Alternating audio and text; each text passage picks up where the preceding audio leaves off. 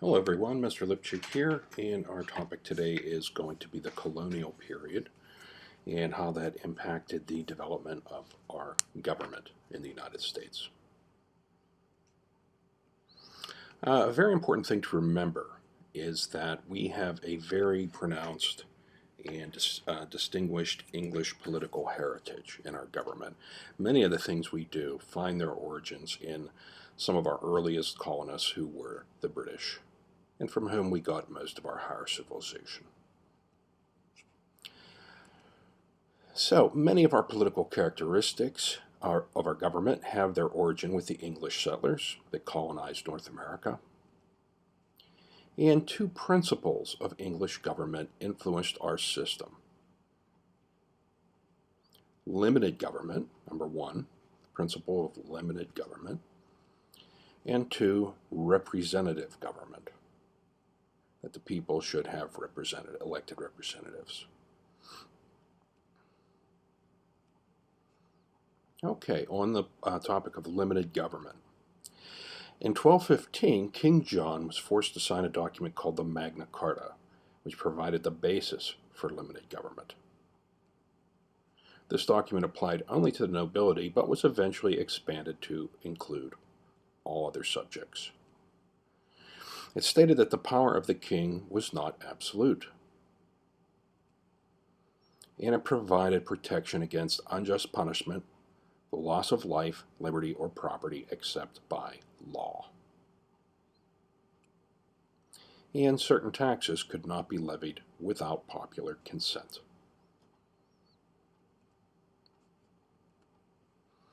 The Petition of Right in 1628 stated that the English king could no longer tax without the consent of Parliament. And Parliament is a form of Congress, an early form of Congress that existed in England.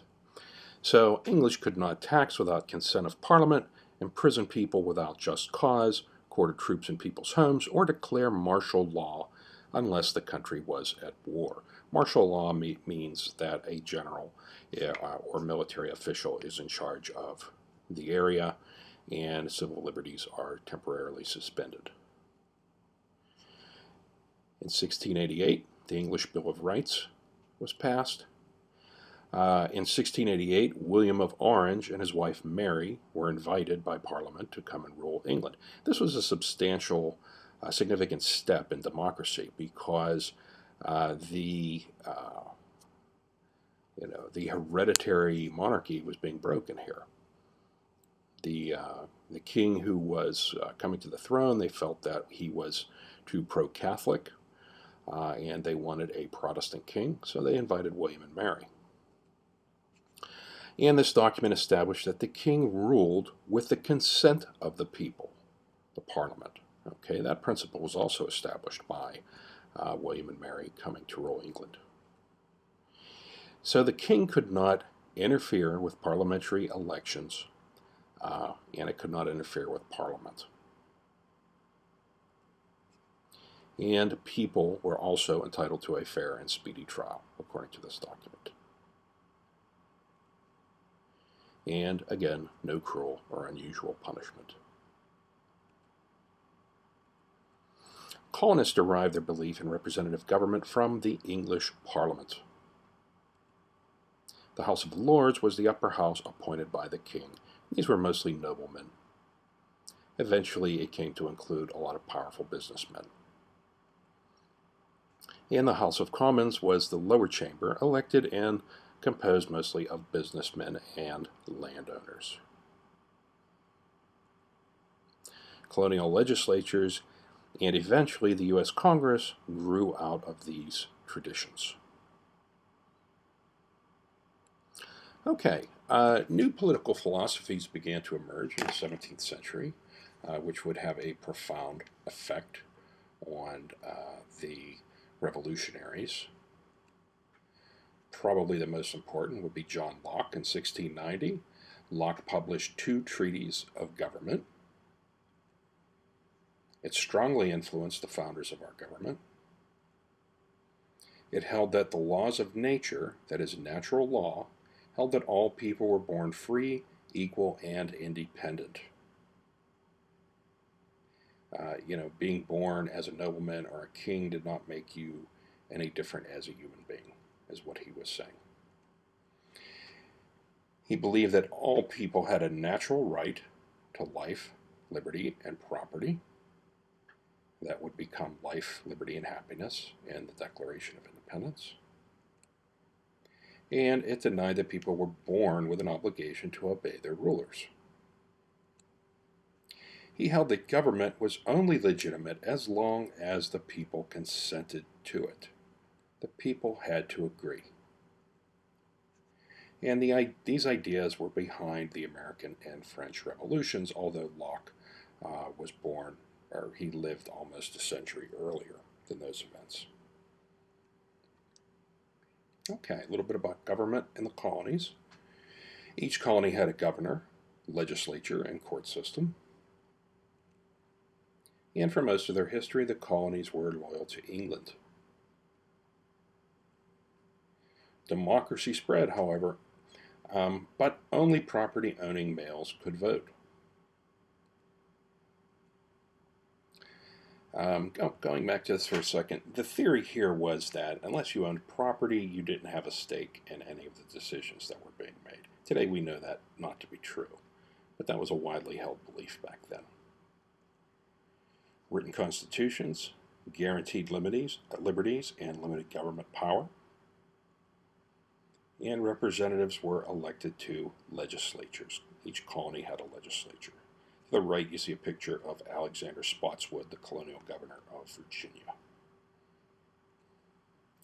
A separation of powers existed between the governor and the legislature. The colonies had a history of written constitutions. The Mayflower Compact was adopted by Pilgrims in 1620 and is the first example of self-government in the colonies. They wrote this document before they even set foot on the land. They needed a guide for how they would live because they were so far away from civilization. In 1636, Plymouth Colony in Massachusetts adopted the Great Fundamentals, which became the basic system of laws for the English colonies. And in 1639, Puritans of Massachusetts Bay colonies adopted the Fundamental Orders of Connecticut, which gave people the right to elect governors, judges, and representatives. Colonial legislatures were established in the colonies. The earliest was the Virginia House of Burgesses, established in 1619. A burgess, it's an outdated term, but back then it just meant a distinguished man of the community, a businessman or, local authority on something. And they were usually the people who were tapped to be members of the local legislature.